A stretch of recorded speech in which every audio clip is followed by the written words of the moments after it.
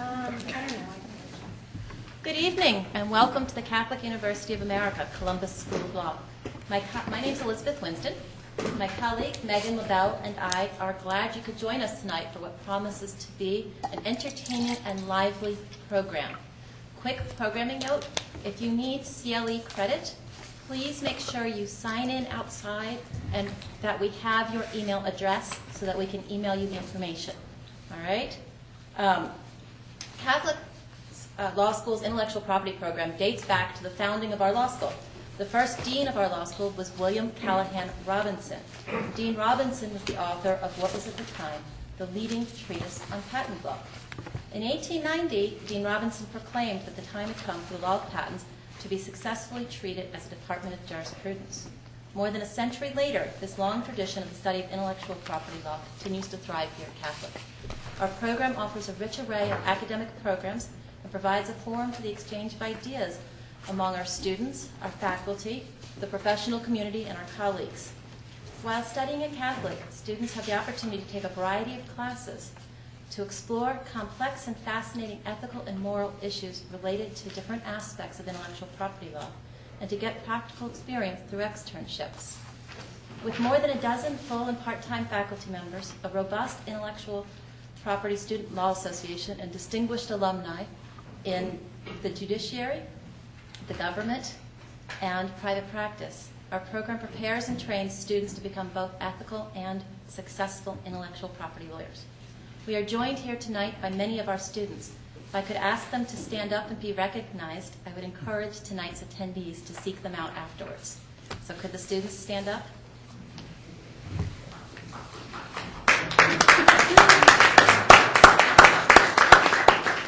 And again, if I can ask the other attendees to seek the students out afterwards and share your experiences with them, I'm sure that they would be very happy to talk to you. I'm now going to turn the microphone over to my colleague, Megan LaBelle, who will introduce our speakers.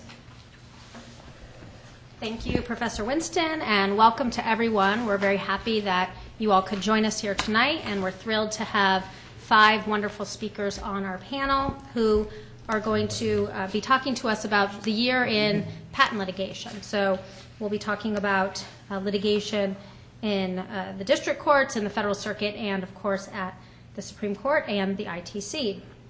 So I will introduce our speakers in order and tell you a little bit about each of our distinguished speakers. Right here on my left is Commissioner Shara Aronoff. Commissioner Aronoff was nominated. She's a commissioner at the United States International Trade Commission, and she was nominated to the commission by President George W. Bush in 2005. She served as the chairman of the ITC from 2008 through 2010. Prior to her appointment as a commissioner at the ITC, Commissioner Aronoff was a senior international trade counsel on the Democratic staff of the U.S. Senate Committee on Finance. She was also an attorney advisor in the Office of the General Counsel at the U.S. International Trade Commission, and she was an associate at the Washington, D.C. law firm of Steptoe and Johnson. She also served as a judicial clerk for the Honorable Herbert Wilkins, an Associate Justice of the Massachusetts Supreme Judicial Court. Commissioner Aronoff holds a BA from Princeton University, and she received her JD at Harvard Law School. Our next speaker to the left of Commissioner Aronoff is Raymond Chen. Mr. Chen is the Deputy General Counsel for Intellectual Property Law and Solicitor at the United States Patent and Trademark Office. He served for many years as an Associate Solicitor at the PTO before taking his current position in 2008. He has argued many notable cases at the Federal Circuit, including the In re Bilski decision. Mr. Chen, Mr. Chen, before joining the PTO, was a technical assistant at the U.S. Court of Appeals for the Federal Circuit. He was an associate at Knob, Martins, Olson, and Bear in Newport Beach, California. And he was, before going to law school, he was a scientist for Hecker and Harriman. Mr. Chen received his BS in electrical engineering from my alma mater, the University of California, Los Angeles. Bruins. And go Bruins. And he received his JD from New York University. Violets.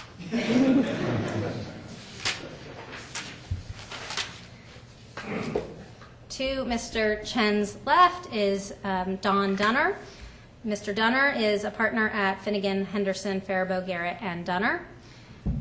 Excuse me, Mr. Dunner has worked in all phases of patent law, including prosecution, licensing, litigation, validity and infringement studies, and counseling. He has litigated many cases in district courts and before the United States Court of Appeals for the Federal Circuit, and the New York Times reported that he has argued more Federal Circuit cases than any other litigator in the United States. Mr. Dunner served as the chairman of the advisory committee to the U.S. Court of Appeals for the Federal Circuit for the first 10 years of that court's existence, and he served as a judicial clerk for the U.S. Court of Customs and Patent Appeals. Mr. Dunner received his BS in chemical engineering from Purdue University and his JD from Georgetown. Okay, our next speaker is Daryl Josepher. Mr. Josepher is a partner at King & Spalding, and he is the head of the firm's national appellate practice. Before joining King & Spalding, Mr. Josepher was the principal deputy solicitor and previously an assistant to the Solicitor General of the United States. He was also the deputy general counsel of the White House Office of Management and Budget. He was a partner at Kirkland & Ellis, and he was a law clerk to the Honorable Jerry E. Smith of the U.S. Court of Appeals for the Fifth Circuit. I really can't hold down a job, can I? You're a vagabond. He got fired from each of those positions, right? Mr. Josepher received his bachelor's degree from Stanford University, and he received his JD from Harvard Law School. And finally, we have Gail Levine, who is the Assistant General Counsel and Assistant General Counsel at Verizon Communications. Ms. Levine handles a wide variety of high-tech intellectual property and competition policy strategy issues. Before joining Verizon, Ms. Levine was an attorney advisor to the chairman of the Federal Trade Commission. She was also a significant contributor to the FTC report on intellectual property and innovation. And before joining the FTC, Ms. Levine was a trial lawyer in the Civil Division of the U.S. Department of Justice, and she had two clerkships, first for the Honorable Royce Lamberth on the U.S. District Court for the District of Columbia, and then for the Honorable Patrick Higginbotham for the U.S. Court of Appeals for the Fifth Circuit. Ms. Levine received her undergraduate degree from the University of Texas, and she received her JD from Harvard Law School, and she was an editor of the Harvard Law Review. So thank you to all our speakers for joining us here today. We're thrilled to have you. Our speakers are going to each talk to us for about 10 or 15 minutes on various topics, various patent litigation topics, ranging from the domestic industry requirement in ITC litigation to cases that will be heard by the Supreme Court this term, including the Already versus Nike case, which is technically a trademark case, but has a lot of implications for patent law. We'll hear about some of the important cases that the Federal Circuit has recently decided. So I will turn it over to Commissioner Aronoff to begin our discussion. And after the speakers talk to us about each of their topics, we will open up the floor to questions. Professor Winston and I will ask questions, and we also encourage the speakers to ask each other questions because that makes for an interesting discussion. So, Commissioner, you can either stay seated or you can come up to the podium, whatever you prefer. I'm going to sit if that's okay. That's fine. Yes. Good evening, everyone. I really want to thank Professor Winston and Professor LaBelle for inviting me today. I need to tell you in starting that the views that I express today are my personal views. They don't necessarily reflect the views of the International Trade Commission or of my 5 fellow commissioners. In a way, it's a mistake for me to go first tonight. I really feel like it would be better to go last because there's sort of everything you know about patent law and the ITC. So it's kind of a flip for me to go first. But my job is to preview issues that are likely to come up in Section 337 litigation this year. And to get that done in 10 to 15 minutes, I have to assume that all of you have a basic familiarity with Section 337 and about how proceedings before the Commission are different from patent litigation in district court.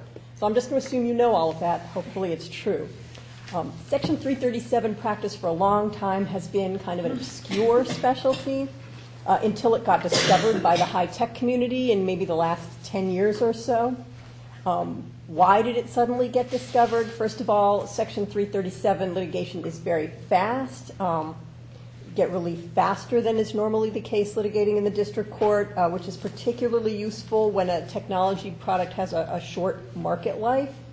The remedy is effective at the border because the Commission can issue an order excluding goods from entry into the United States, and you get the Customs Service to enforce it for you. And also because of the Commission's expertise, we have 6 administrative law judges who only hear these cases. That's all they do, so they develop extensive expertise. Now, the counterpart to coming into vogue, as the Commission has done in the last decade or so, is increased public scrutiny, including much more attention from businesses, from the Hill and the press. And so as new issues come up, all of this scrutiny tends to create a sense of urgency about what we're doing. I should point out that the U.S. International Trade Commission we call ourselves a quasi-judicial agency, which means we're more like a court than we are like most agencies in the executive branch. The ITC does not make policy, and it can't be lobbied. New issues have to be addressed on a case-by-case basis, the way it always works in a common law system. Now, of course, Congress can make policy decisions, and Congress can change the law. And recently there have been calls for it to do so. But as most of you know, given the pace of what has been going on in Congress lately, my personal prediction is that the Commission is going to address a lot of the current issues through the case-by-case approach before Congress gets to them. But I could be surprised. So I wanted to touch on 4 issues, and they're not really specific cases. They're more thematic about what is going on at the Commission right now. The first topic, which has been a favorite for the last year or two at least, is the domestic industry requirement at the Commission and how that relates to non-practicing entities and patent licensing. So to introduce that, I just need to remind everyone that at least in its origin, Section 337 is not an intellectual property statute. It's actually a trade remedy that's meant to protect American companies against unfair international competition. So a complainant has to prove the existence of a domestic industry that's related to the patent that's being asserted, not just that they own the patent, but that they have a domestic industry. Prior to 1988, the complainant essentially had to be a U.S. manufacturer practicing the patent. In 1988, Congress amended the law to allow a complainant to meet the domestic industry requirement by showing a substantial investment in exploitation of an intellectual property right through engineering, research and development, or licensing. And that opens Section 337 up to at least some kinds of non-practicing entities. In fact, that's exactly what Congress had in mind at the time. They were talking about university research labs that don't commercialize their own inventions. They were talking about individual inventors who maybe couldn't afford to bring their inventions to market. They were talking about large trademark and copyright licensing operations like Warner Brothers, which the Commission had found was not a domestic industry under the old standard. So fast forward 20 years, and since that time, there's been a proliferation of business models for monetizing IP that Congress never imagined when it was amending the statute back in the 80s.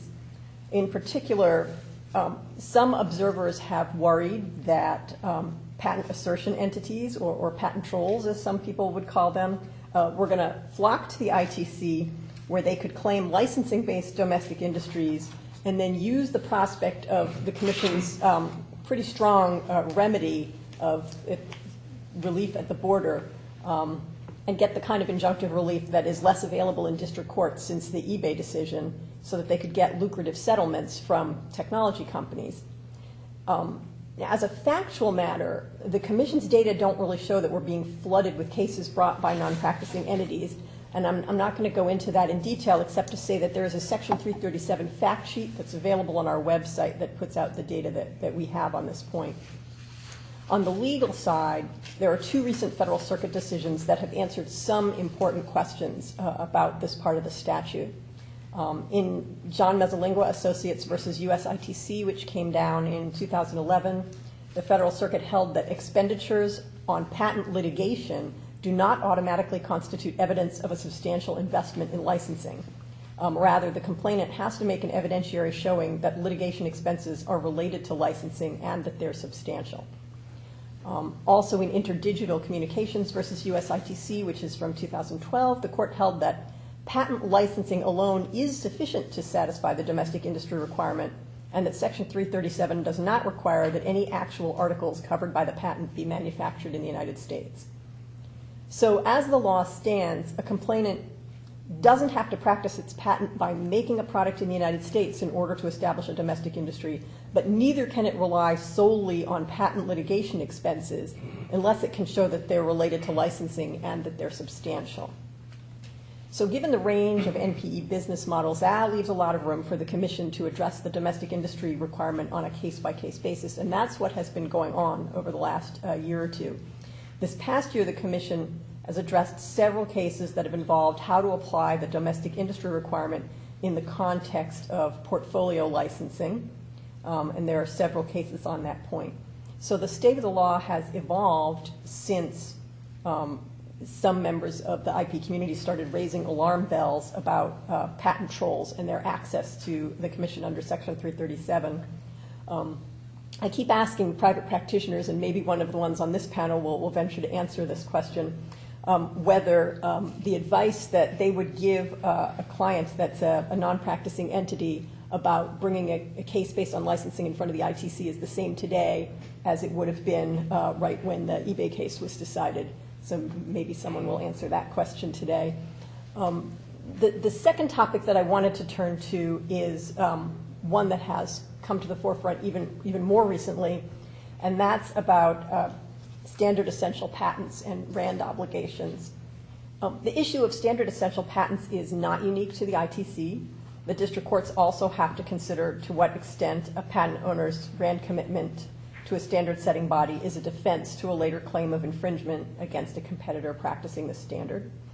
The issue of RAND defenses has come up several times before the Commission's administrative law judges, but to date it has not been an issue the Commission itself has needed to decide. But there's also a unique aspect to this issue at the ITC, because Section 337 says that even if the Commission finds infringement of a patent and even if the Commission finds a violation of Section 337, the Commission should not issue a remedy if it finds that relief is not appropriate in light of its consideration of 4 what we call public interest factors that are set out in the statute, which are the public health and welfare, competitive conditions in the U.S. economy, production of like or directly competitive articles in the U.S., and U.S. consumers. So recently the Commission asked for briefing and public comment on the relationship between RAND obligations and the public interest factors.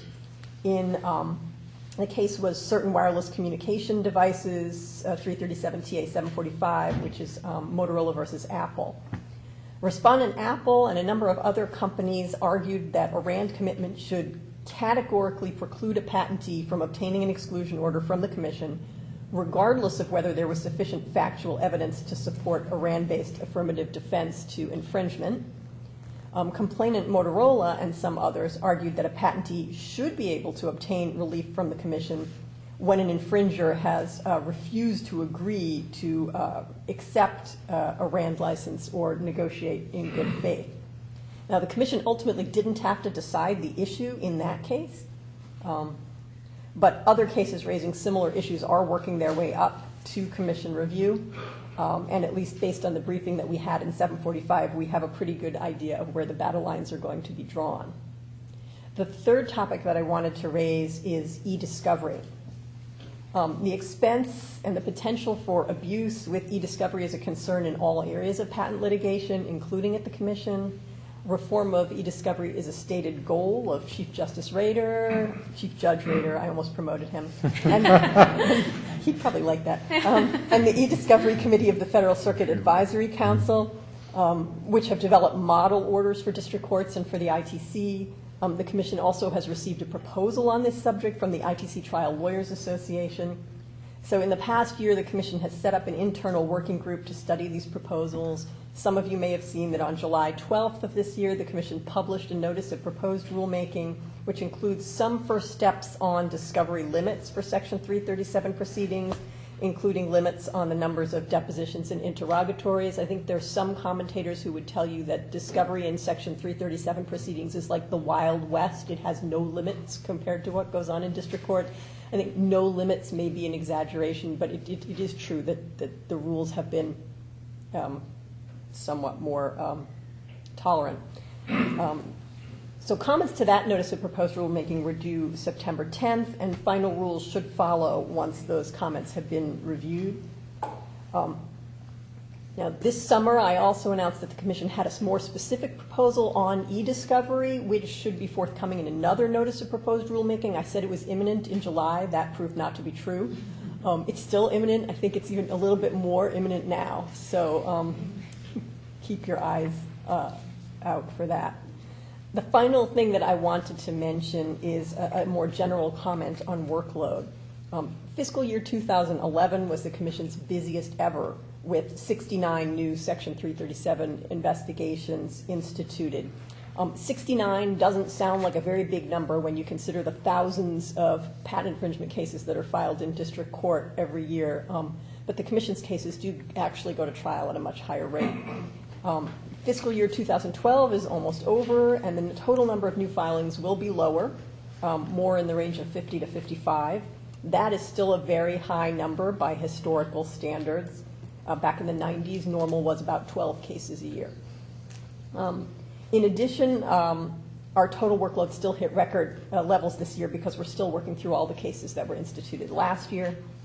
I'm very pleased to report to those who've been waiting for this that the Commission's long-awaited new courtroom is scheduled to open for business in November. That was the main goal of my chairmanship back in 2008. But we're really hoping that having this additional courtroom is going to help us reduce case backlogs by allowing us to schedule more hearings at the same time. The Commission is also really cognizant of our obligation to decide Section 337 cases both expertly and expeditiously. For years, the Commission's been adding resources to address the rising Section 337 caseload, including additional administrative law judges and staff, instituting a mediation program, and now the new courtroom, all with an eye on keeping what we call our target dates, that end date, under control. The elephant in the room is the possibility of a budget sequester, which would present an unprecedented challenge to the Commission's ability to handle its workload. And so all I can say is I hope it doesn't happen. I'll wrap up there, and then I'll be happy to answer questions at the end. Thank you. I think we can just go in order. Okay. Oh, were we going to start discussing? Or we can just ask questions now if we want, or we can save them to the end. What's your preference? Probably better to save them. Save the questions to the end? Okay, so we'll have the presentations and then save the questions Okay. until the end. Okay. So you can go ahead. Hi again, I'm Ray Chen. I'm the solicitor of the U.S. Patent and Trademark Office. It's great to be back here at Columbus Law School. I was here a couple years ago discussing the TheraSense oral argument that happened that same day, so it's good to be back.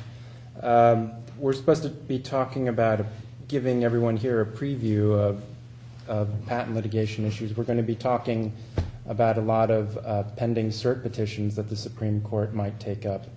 But I guess I'll talk about one case where the Supreme Court has already taken up cert, and we're already in the middle, or the court is in the middle of the briefing schedule, and there's going to be an oral argument on November 7th. It's called Already versus Nike.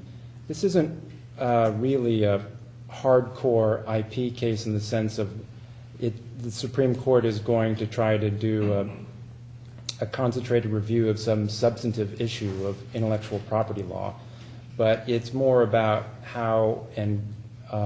it's more about the jurisdiction question in an infringement case.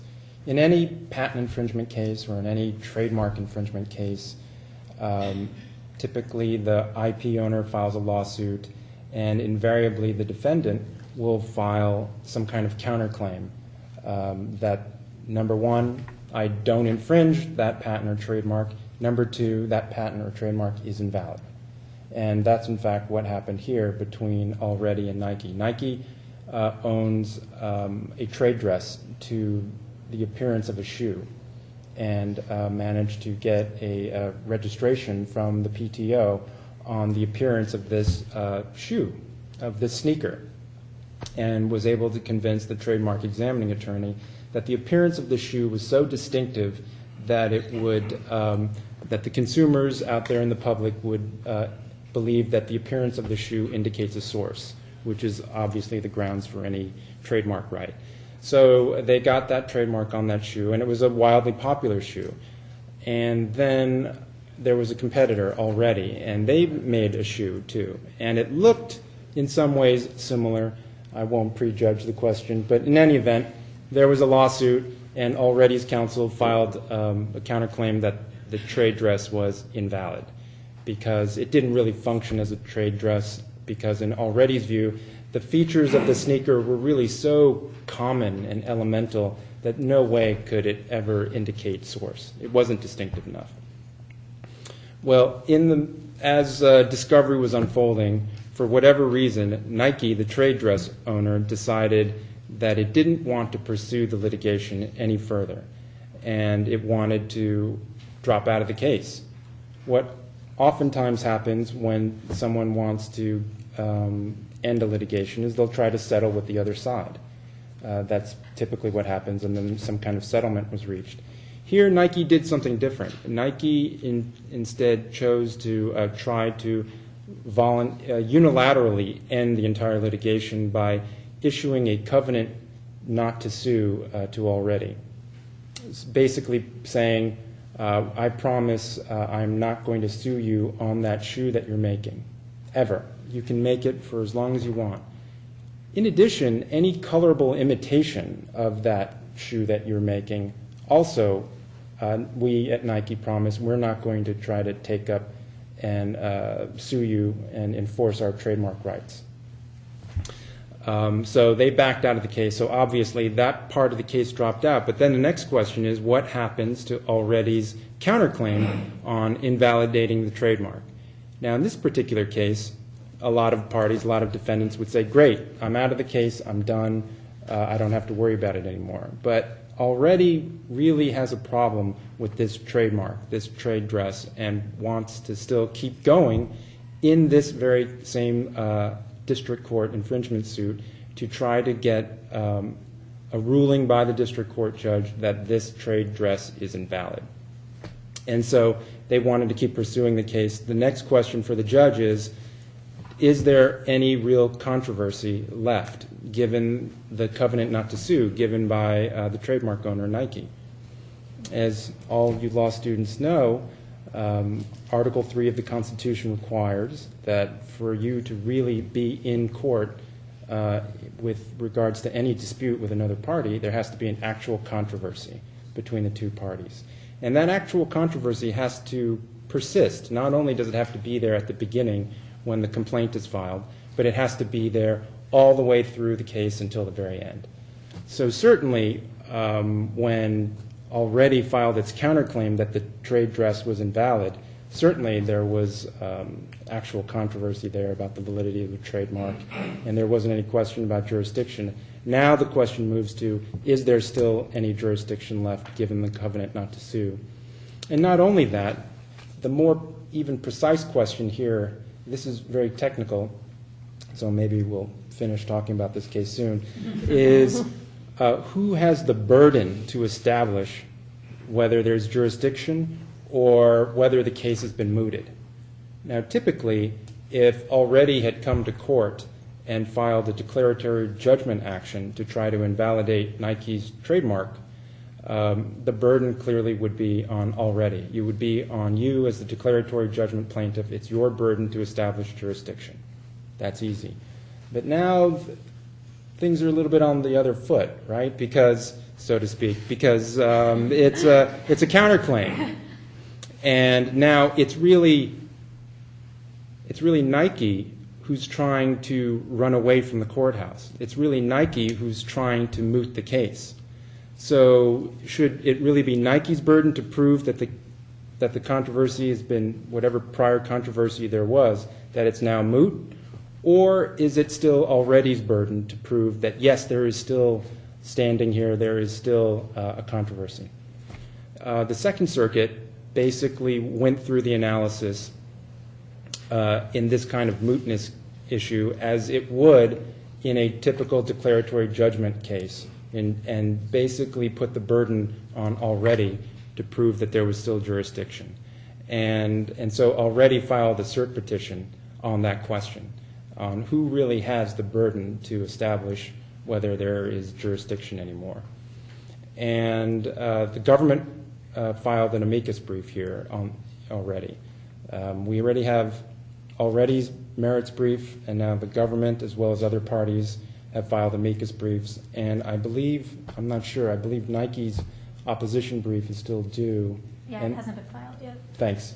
And then the argument will be in November 7th. Anyway, what the government said was, well, let me step back. Already is saying, essentially, as soon as we're in, you can never kick us out. If we want to kill this IP right, we want to be able to go all the way. And as soon as you've sued us, we have the right to do it because there will always be a cloud on us, regardless. We know this trademark owner's intentions. Yes, they gave us some covenant not to sue, but the only covenant not to sue that would really be effective to divest this court of jurisdiction is if they promised under no circumstances whatsoever, even if we made the same identical shoe as the trademark, there's no circumstances that Nike would enforce the trademark against us already. And so that's what they're looking for. And because Nike didn't go that far, the case must go on. What the government said in its brief, if I recall correctly, maybe I should say, what I'm about to say doesn't necessarily reflect the views of the PTO of the United States government. They just reflect my own, or at least my own recollection of the United States views in the case. But I'd like to think what I'm saying is a close approximation. In any event, what the government said was, okay, in our view, the way the Second Circuit handled the burden question wasn't correct. The Second Circuit, again, put the burden on already, not Nike. Nike's the one that's trying to get out of the case. And the burden really should be with Nike. And the way the government arrived at that was by looking to other kinds of law, not intellectual property law, but in a series of other kinds of cases, basically tort cases, cases known as voluntary cessation cases. So, for example, if there's some company with a big chemical plant that's polluting a river, and then somebody like the government sues that chemical company for violating all kinds of laws due to polluting the river, what happens if that chemical plant just turns off the spigot and says, okay, we're done, we've stopped polluting the river, no problem. Well, in those voluntary cessation cases, the courts say that's not enough to moot the case. That's not enough to say there's no further case or controversy, because there's still a very real likelihood of this kind of problem reoccurring. And the burden is on that chemical plant to show and convince the court that it's very clear that whatever problem that the plaintiff is suing you about is not going to happen again. So now you pivot over to our fact pattern in this IP infringement case. the thinking should hold that Nike likewise has to establish that the threat of it ever filing a lawsuit against already in the future based on this trademark right is very, very unlikely to ever happen again. And so we don't take a case, the government's brief doesn't take a position on the merits because it still wasn't clear based on the record as it is on what already's intentions are in terms of future shoe production lines. You know, how far away are they planning on moving away from their current line of shoe in terms of its appearance? And if it starts to make something that's more than a colorable imitation, then maybe there really is a threat that they would get sued again by Nike. So, but at the same time, as you can see, in terms of putting the burden on Nike, there's still an element of needing to look at what are already's plans and activities for the future. You can't just look at Nike's own actions, because whether or not it's going to file a future lawsuit against already is contingent on not only the scope of the covenant not to sue, but it's also contingent on what's the likelihood of already moving beyond its current shoe production line. And that's the Already versus Nike case. So basically, it's a jurisdiction question. As I said, that's kind of technical, and the question you might ask is, well, why would the Supreme Court take this case? Is it that big of a deal? You know, there's a couple ways to look at it, and one is, number one, it was a very clean kind of case on jurisdiction, and so in some ways that's attractive to the court. And another part of the equation was that the cert petition, I thought, was pretty well written, and it raised the issue of how something that was being applied in the intellectual property space in terms of this burden of determining mootness was being handled in a way that's different from other aspects of the law, like the voluntary cessation cases I was telling you about. And this past decade, there have been many examples where you could see that the Supreme Court has been concerned about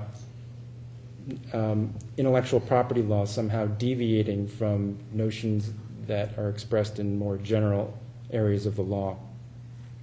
And finally, I think there's another concern that the court could be having, which is this concern about having a proliferation of invalid intellectual property rights kind of swimming around in the marketplace and putting a cloud on competition.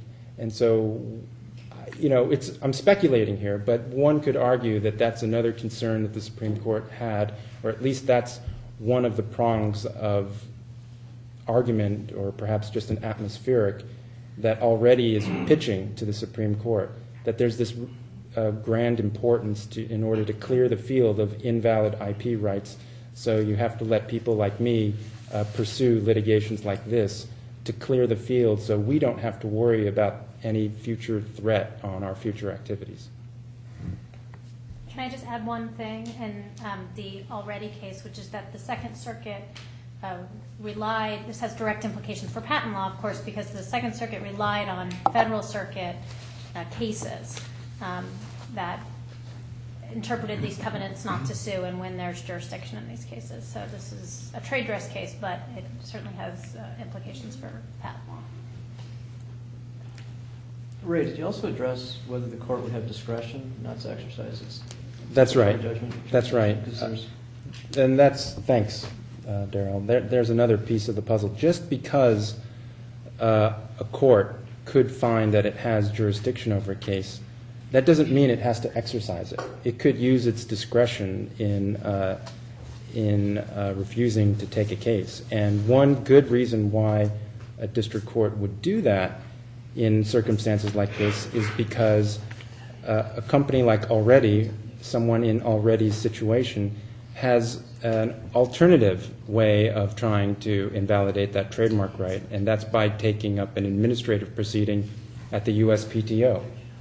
We have a trademark administrative board in our agency that handles cancellation proceedings, where basically any party can challenge the validity of any trademark on our agency register.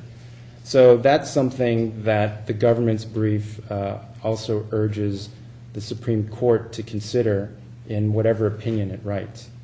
So thanks, Darrell. So part of brief writing is not only trying to get a particular holding from the court of whether we're right or we're wrong, but also to try to help the court shape the opinion and say additional things. And one of the additional things is hopefully that the court would appreciate that district courts still have the discretion to deny taking a case and instead revert the case basically on like an administrative remand back to the agency to consider the case, to consider the invalidity question.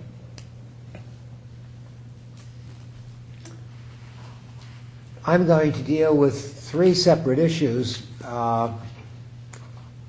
I think are hot issues for you to be thinking about and watching. But before I do, I will mention one point. Commissioner Aronoff mentioned the interdigital case on the question of domestic industry.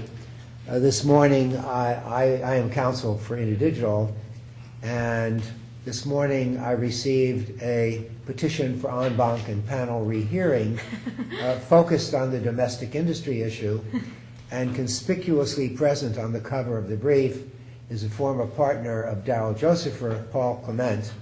And when Paul Clement's name is on a brief, he argued the affordable health care issue and the defense of marriage issue he was involved in. It means they're focusing on the Supreme Court. This is a way station on the way to the Supreme Court.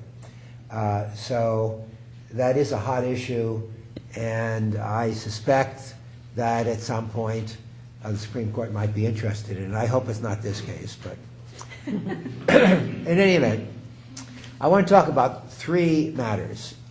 And the first thing I'd like to talk about is a very recent case, which is probably not, maybe it will be destined for en banc rehearing, and maybe it will be destined for the Supreme Court. It's a post-Prometheus case. The name of it is CLS Bank International versus Alice Corporation. And when I read it, I was kind of dumbfounded because the majority opinion, it's a split opinion. Judge Prost wrote a really strong dissent, and the majority opinion was by Judge Lynn, joined by Judge O'Malley. And what's significant about it, it dealt with a 101 issue. And the subject matter, I'm not going to spend any time on it, but it involved method claims, system claims, product claims, involving a computerized trading platform for exchanging obligations in which a trusted third party settles obligations between a first and second party so as to eliminate settlement risk. It's the kind of ideal thing. You can see the Supreme Court justices' mouths watering to wait till they can get their hands on it. But the fact is, the majority opinion, you've got to read this opinion, it quotes all of the negative statements in Prometheus, and there are a lot of negative statements in Prometheus, at least negative from the standpoint of most patent attorneys that I know who would like a strong, vibrant patent system. And it quotes all of these. It upheld these claims. And then after quoting all these things, it basically quoted all the other things that the Supreme Court has mentioned at various times, but which were clearly not the principal focus of Prometheus. It mentions, quoting from various and sundry cases, Section 101 is a dynamic provision designed to encompass new and unforeseen inventions. Another one, Congress intended statutory subject matter to include anything under the sun that is made by man. That's directly out of Chakrabarty and other cases. In practice, the abstract idea exceptions, quote, should appear infrequently and should not be understood to subvert the patent's constitutional mandate to promote the progress of science and useful arts, and on and on and on and on. And basically, literally, I suggest, and I hope Tony is not quoting me here for publication in the B&A Journal, but it certainly seems like if the other panels of the Federal Circuit, even assuming this doesn't go en banc, if other panels of the Federal Circuit follow the approach of the Lynn O'Malley majority opinion, then Prometheus is going to have very little meaningful impact on the future application of 101, unless, of course, the Supreme Court takes another case dealing with the issue. And, of course, it probably will take another case dealing with the issue, the Myriad case, which involves somewhat different questions, the patentability of DNA segments, gene segments. But Judge Prost really took the majority head on, and she quotes all of the other statements from the Supreme Court. You must apply the patentable subject test, quote, with more vigor.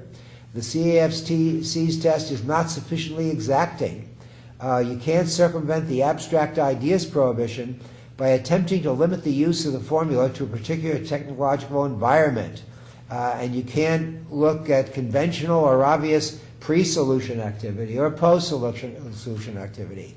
That's probably the worst part of what the Supreme Court did. You can't look at what is conventional activity. So if you have a new cancer drug and you say, I'm going to apply this drug and it will cure cancer, well, it's very conventional to apply a drug to a patient.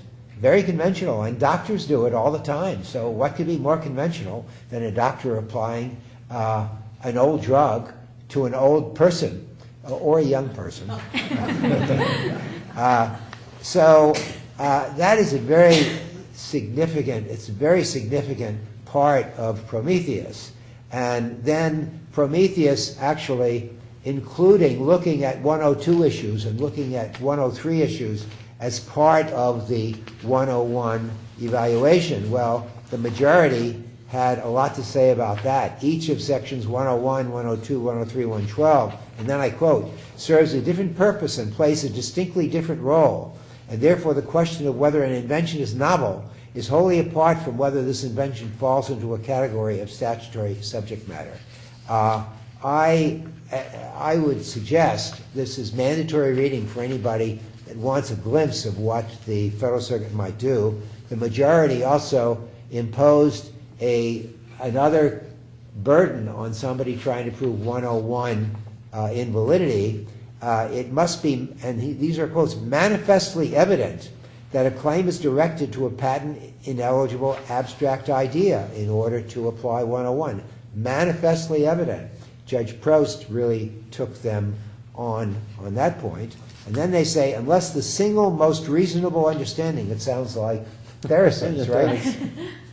Unless the single most reasonable understanding is that a claim is directed to nothing more than a fundamental truth or disembodied concept, with no limitations in the claim attaching that idea to a specific application, it's inappropriate to hold that the claim is directed to a patent ineligible abstract idea under Section 101. So I don't know how much notoriety CLS Bank has gotten, but it certainly caught my attention, and it ought to catch your attention, because you're going to hear more about this case.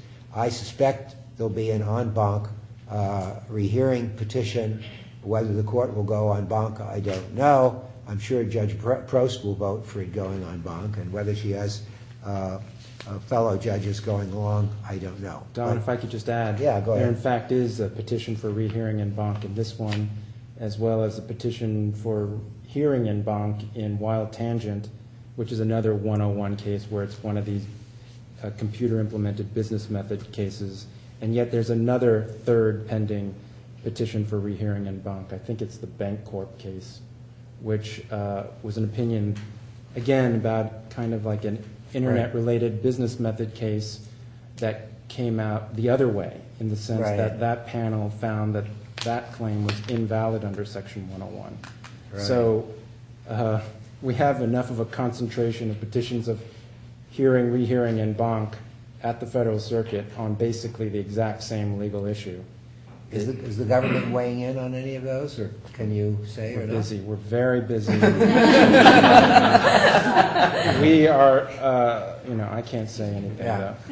Well, in any event. Can I ask a question of our expert panels here? Sure. If you are nose counting, if this case were to go, one of these three cases were to go en banc, which, if you're counting votes at the federal circuit level, where would it come out? Would it be more like the majority, the 2-member majority in CLS blank, or more like the pros dissent?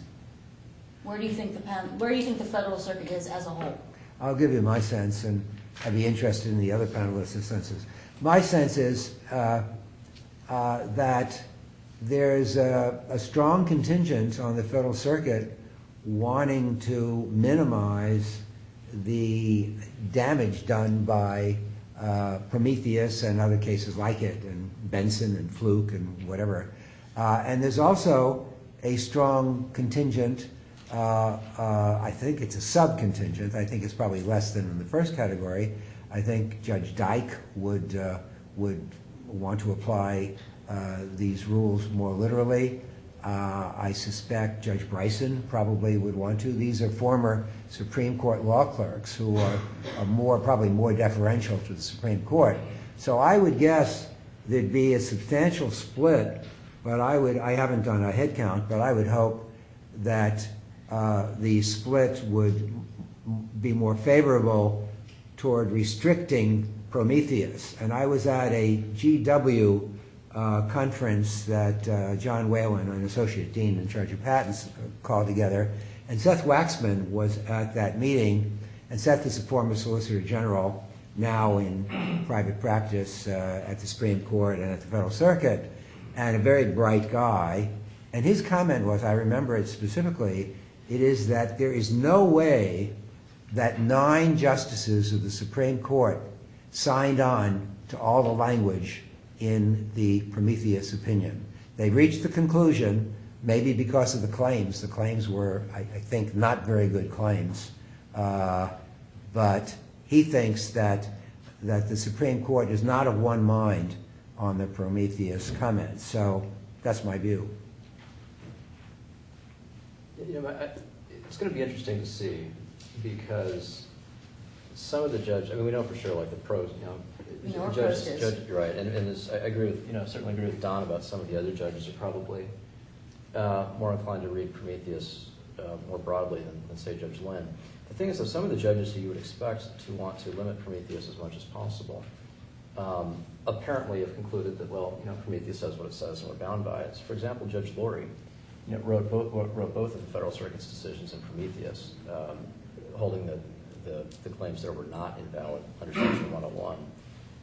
Since Prometheus, he's written one decision and joined another that held that computer claims were invalid under Section 101, pursuant to the Prometheus reasoning. So if you're looking at what the opinions they've joined or dissented from, it looks like Lurie is now on the opposite side from Lynn.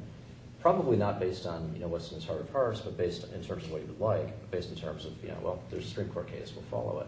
So as a result, I think the question is not just the question is first, where do we think some judges would normally line up otherwise, and then on top of that, what do they think? How do they read Prometheus? For example, Judge Lynn's decision in CLS Bank. He seemed to take great pains in places to say the exact opposite of what the Supreme Court has said in Prometheus. It said in Prometheus, for example, it said it should be self-evident that obviousness and Section 101 are completely apart, when the Supreme Court had just said that inventiveness was relevant. And so it'll be interesting to see how it shakes out, but I think there may be more votes on the defense side than... Which is that? Uphold Prometheus or yeah, follow I think there'd be more votes for Mm-hmm. invalidating things under 101 now than there were before Prometheus, just simply because Supreme Court decisions have consequences. That makes sense. Shall I go on? Yes, please. Okay. The second point, case I want to talk about, I won't say very much about this. It's a case that's been discussed endlessly. It's the Cyborg case. And for those of you who are patent aficionados, you know that in the Cyborg case, the Federal Circuit held basically that on claim construction, no deference would be given to district court claim interpretations.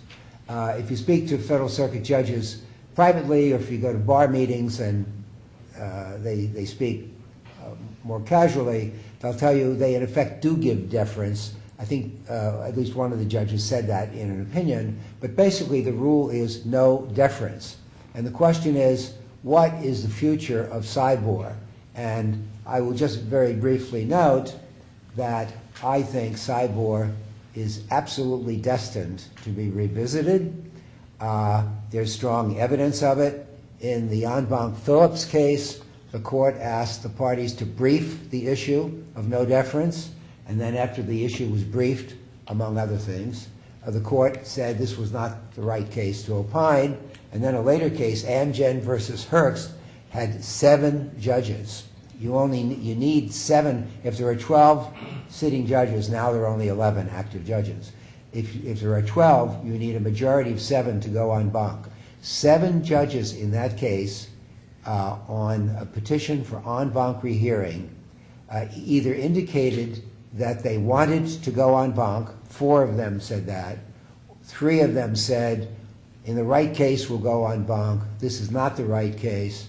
But suggesting that 7 different judges, one of whom, if I recall correctly, was Judge Giarsa, who has resigned from his commission in the court. So I guess that makes 6, but there are only 11 judges right now, so 6 would be a majority.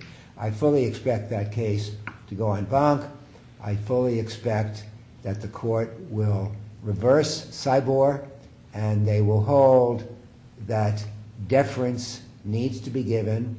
It doesn't mean you have to blindly follow it, but in the interest of sound administration of justice, they need to pay attention to the judge who's in the trenches, who hears witnesses and sees things, and they will give deference to claim constructions below. And I suspect that the number of appeals on claim constructions may diminish somewhat if that happens. So, any comments on that? The Federal Circuit could very well do that at some point, unless the Supreme Court gets its hands on the issue first. Yeah, can you tell us what you're going to say in a couple of weeks? Which is, and Darrell is going to be talking about that pending cert petition and retractable. You can okay. if you want. Okay. You do it. Well, we'll wait until Darrell speaks, and then we'll let him do it. I'm going to let Darrell speak. I can speak on Akamai, which is one of my more favorite subjects, and Darrell here can speak on McKesson. We are co-counsel for the winning parties in those cases, but I'm going to let Darrell say everything, because he's the real guru on 271B issues. So, the last subject I'd like to talk about is indefiniteness. And again, you may think that's an old hat subject that we shouldn't spend much time on. But what is significant about the indefiniteness issue under Section 112, paragraph 2, is that there are now 2 petitions for certiorari on the issue. The Federal Circuit test for indefiniteness is, some people feel, a very amorphous, not very helpful test. They've enunciated in different cases. One of the cases is a case in which I'm involved in, Dow versus Nova. I represent Nova, and a petition for cert has just been filed. The test used there for indefiniteness is whether the meaning of the claim is discernible, even though the task may be formidable and the conclusion may be one over which reasonable persons will disagree. That case quoted Exxon versus the United States, which had a different test, and that's the test that everybody cites, whether the claims are amenable to construction, however difficult that task may be. If the claim is insolubly ambiguous and no narrowing construction can properly be adopted, we have held the claim indefinite. So there are 2 cases now on petitions for cert, and both of them have heavy hitters in the cases. I'm not suggesting I'm one of the heavy hitters, but in our case... Of course you are.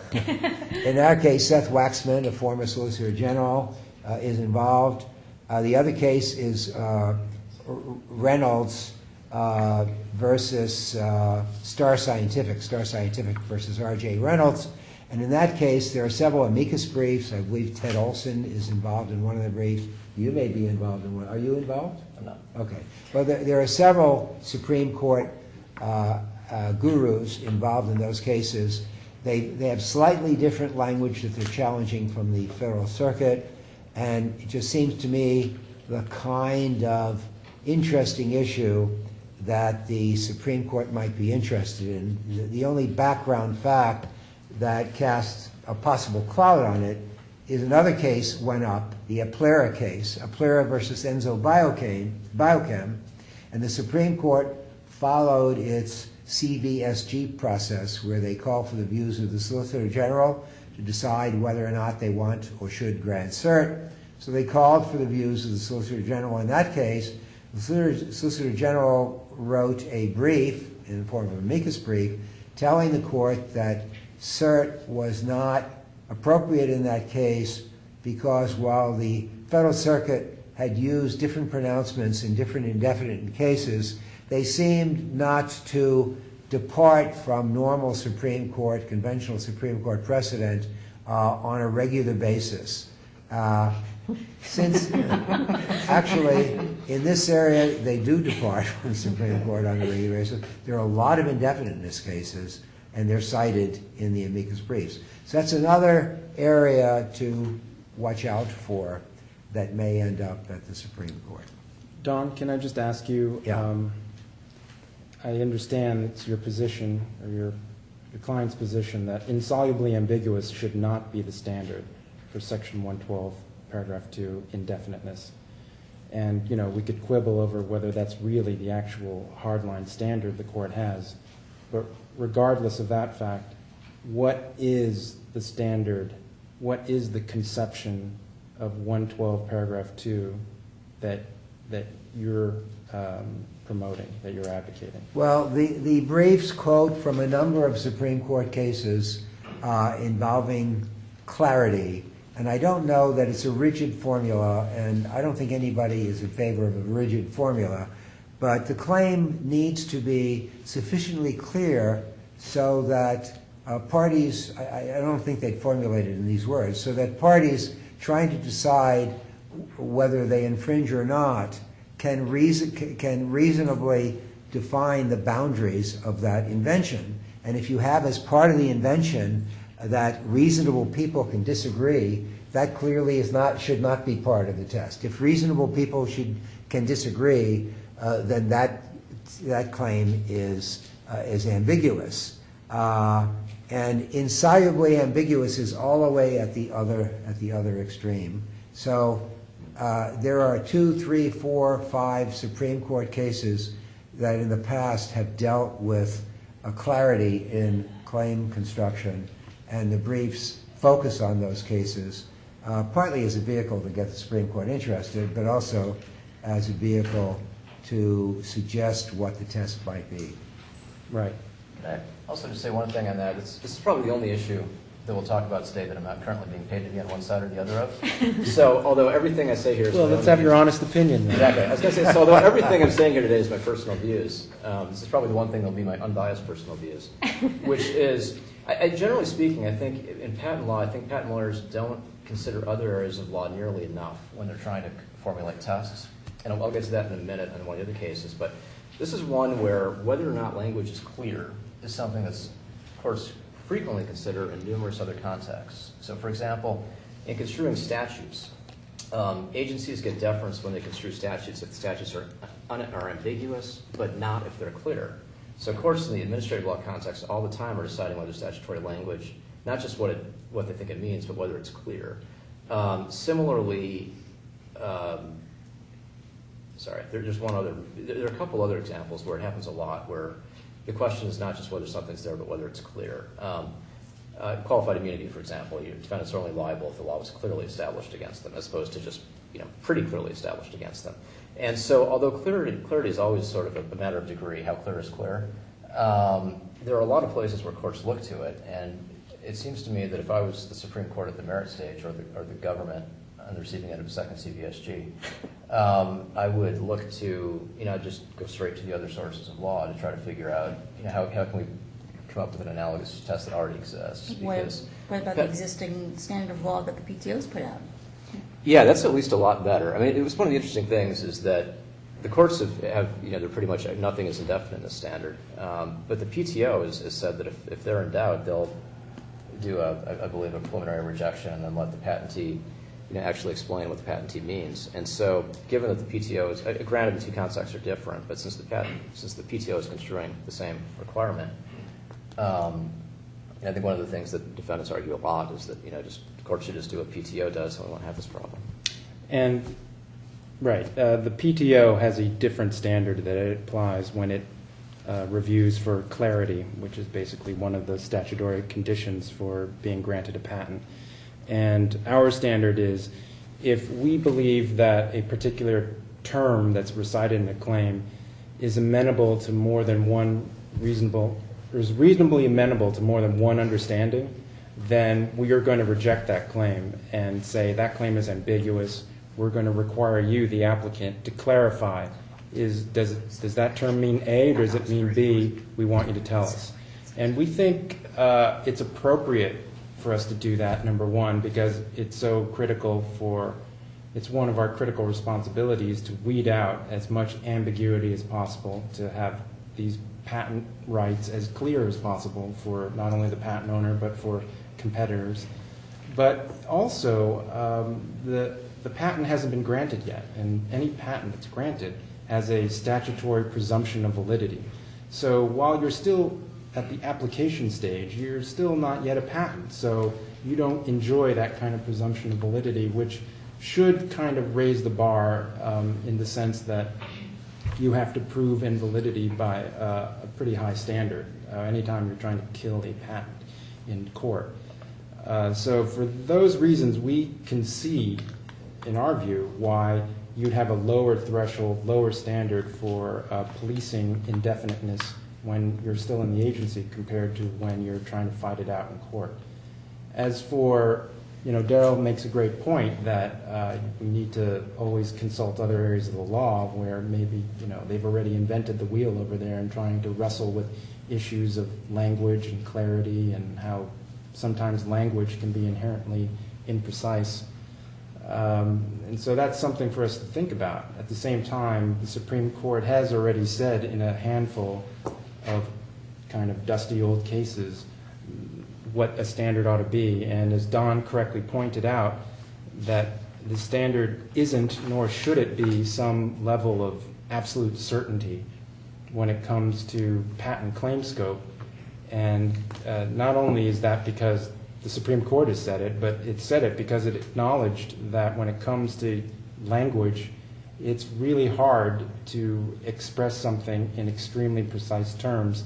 Patents are a form of intangible property. It's not like real property. It's not like a piece of land where you know exactly mathematically what is the actual boundaries of your real estate. Patents, as soon as you start using language to describe the scope of your property right, you're already at a certain level of abstraction that's going to have a little bit of play in it, I think. And so I think that's why you'll see some language in old Supreme Court cases talking about some reasonable level of certainty for competitors. And also, it's not just from a judge's point of view, but it's from one of ordinary skill in the art's view. And because of that, that creates, at least for courts, an extra level of complication, because now you have to for those poor courts, those judges, they have to figure out how one of ordinary skill in the art would understand it. Now you have to get educated to the level of that in order to discern what is really the scope of a patent claim. And so just going back to the government's brief, if I recall it correctly, I think what it basically said was... It said, look here, look there, and don't worry about it. Something along the lines of, yes, the Federal Circuit in its body of case law in this area has used various verbal formulations, but in the main, as we understand those verbal formulations, they all eventually get tied back to an understanding that for a claim, it has to be from the perspective one of ordinary skill in the art, that that person could reasonably ascertain the metes and bounds of the claim. And I think that's a standard that most people could accept. There would still be people that say, well, if any claim term could be argued over that it could mean a couple different things, then you need to kill that claim because it's indefinite or it's too indefinite. And all I can say as a practical matter, patent lawyers are good. They'll always find a way to find a second story behind any claim term and point out that, oh, well, Harry thinks it means X, but I've got great reasons why it means Y. And you can do that to a lot of words. And if you have a standard like that, I guess the fear is that you can take down a wide scale of granted patents, not because there wasn't an innovation there, but because there's a claim term in that claim that for whatever reason wasn't deemed clear enough based on that more rigorous standard. Your comments lead me to make one last comment, and then we're going to get Will I be able to get to make a comment on your comment? Only if Darrell assents. There are two lines of cases from the Federal Circuit as to whether or not indefiniteness issues are jury issues or bench issues. The court has gone both ways. I've been involved in cases going both ways, and I've seen petitions for en banc rehearing challenging that issue. There's one line of cases that say it's fact-based and therefore it goes to a jury. There's another line of cases that say indefiniteness is really claim construction and therefore it's a de novo issue that is done by the bench. And those two lines of cases are irreconcilable. And I'll just be quick. What Don is getting at is how if you line up all the different patent issues in terms of patent validity, it's a little bit difficult to line up why certain ones are deemed to be a question of law and why other things are deemed to be a mixed question of law and fact and why yet others are deemed to be a pure question of fact. And that's something that is going to have to be unwound a little bit at some point. And right now, indefiniteness is deemed a question of law, just like claim construction is a question of law. And you can see, whether that's right or wrong, you can see a strong connection in maintaining some consistency in treatment on that between those two issues. But in BJ Services versus Halliburton, they held it was a question of fact for the jury. All right, guys, the red light is coming on. Yeah, coming up time for the other side to present their arguments. We're here from 5 to 9 tonight. Good point. I just want to talk about a few, and hopefully relatively briefly, about a few hot-button issues right now. A couple of them are pending before the government right now. The cases where, as Don said, the Supreme Court, if it's undecided whether to take a case of any kind, instead of just granting or denying the petition, it can ask the U.S. government to file an amicus brief expressing its views. It's a somewhat unusual process to have a non-party brought in to advise the court on whether to hear a case, but it reflects the role that the Solicitor General's office has with the Supreme Court, which is the Solicitor General's office tries very hard to be straight shooters and to be helpful to the court. The process is used in all areas of law, but especially in patent cases, it's become pretty common. And if the court requests the government's views and the government says the court should grant the case, the court almost always does. Not always, but almost always, because if you were going to ask the government to go through all that and then deny it anyhow, you really should have just denied it up front.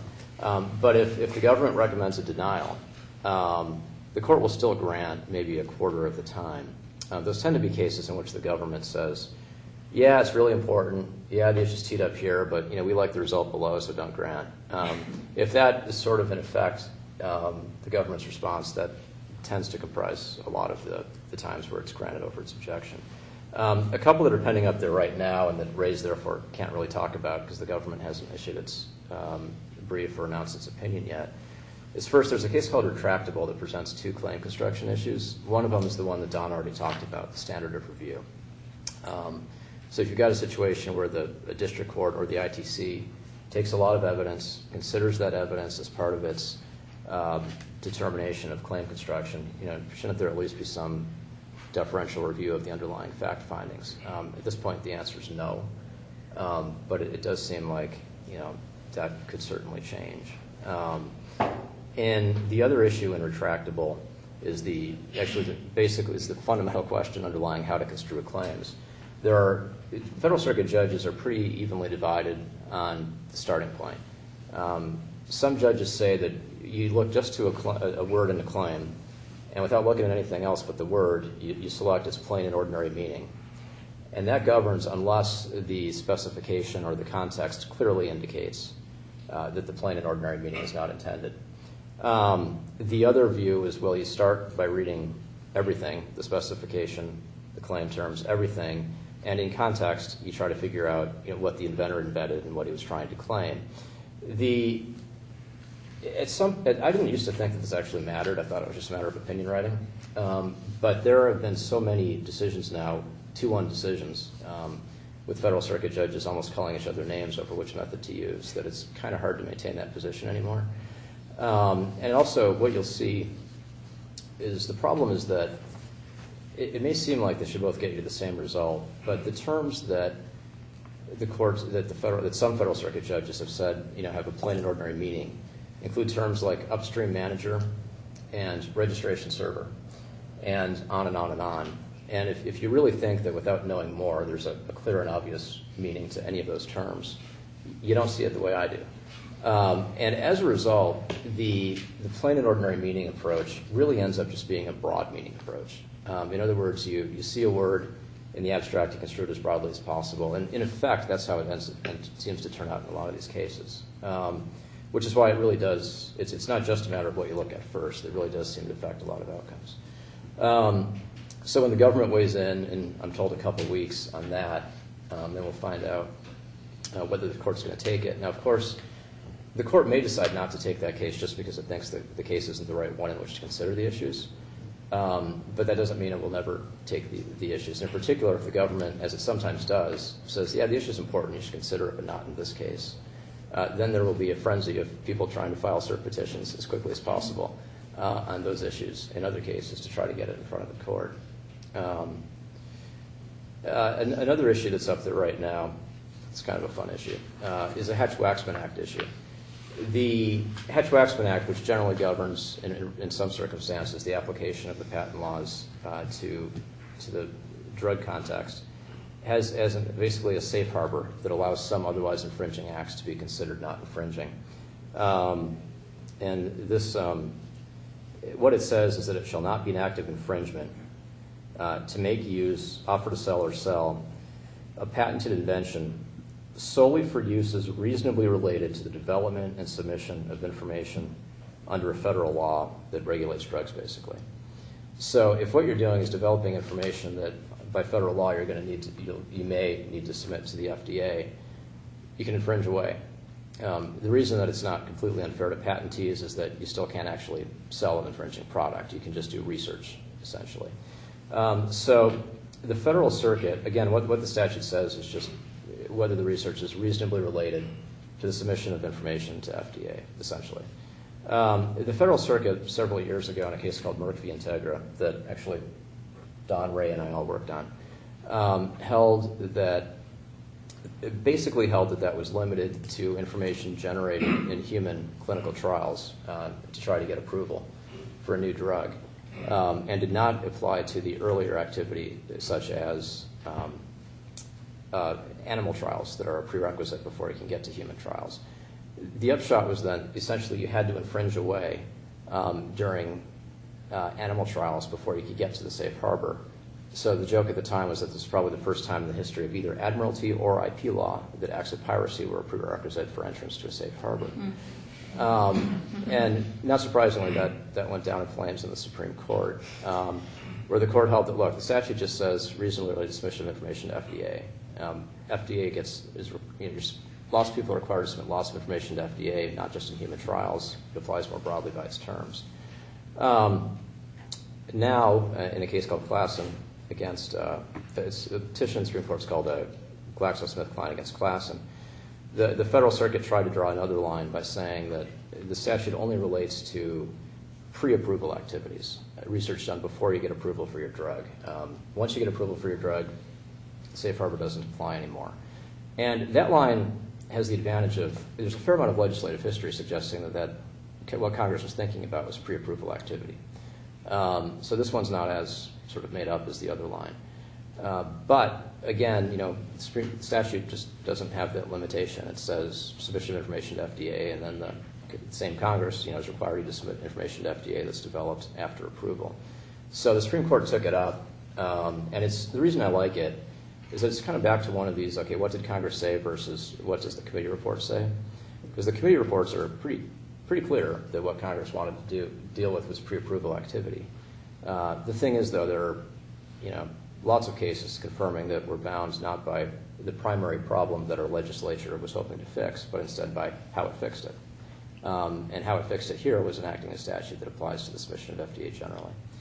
At least that's the view that the arguing that the Federal Circuit's wrong. The other reason it's an entertaining case is that Judge Rader's been involved in both of these decisions. He was on the Senate committee at the time. And I'm told secondhand that, he's pretty sure he knows what he wrote in the statute. But the thing is, of course, from the Supreme Court's perspective, they're looking at what the statute actually says, not what people were tthinking of at the time, or what they thought was the primary problem at the time. The other case I wanted to talk about then is the divided or joint infringement issue. I'll bring up my disclaimer again, because as Don said, there are the two cases that went up en banc on this issue. The Akamai case, he represents the patentee, and the McKesson case, I represent the patentee. So I'm here on behalf of myself only, and I'm supposed to talk only about the issue generally and not the McKesson case in particular. After this, you can tell me whether the latter of those was actually feasible. But the basic issue is this. For direct infringement, normally consists of a method claim, normally consists of one person performing all the method steps. So what happens if two people get together, one of them performs some of the steps, the other performs the other steps? Do you have direct infringement or not? Can you hold one of them liable or neither?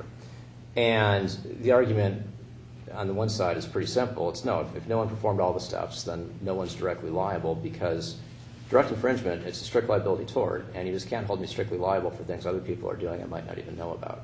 That's the argument on that side. The argument on the patentee side is, well, okay, sure, we need to draw a reasonable balance somewhere, but as of now, if my patent expressly calls for two people to each be doing different things together, if there's no joint infringement, then that patent, it's a valid patent, it's supposed to confer a right to exclude, but it actually excludes nothing, and is per se unenforceable because it calls for two people to be doing things. Also, any other method claim that's written from the perspective of one person performing acts, if there's no joint infringement, then in theory, two people could almost always get together and say, you perform the first half of the steps, I'll perform the second half of the steps, and we both evade liability. And the Federal Circuit actually agreed with what I just said in a case called Golden Hour. So the next question then becomes, well, what about indirect infringement? If I perform some steps and persuade someone else to perform the others, or if I persuade two people in combination to perform all the others, should I be held liable if I otherwise meet the standards for induced or contributory infringement?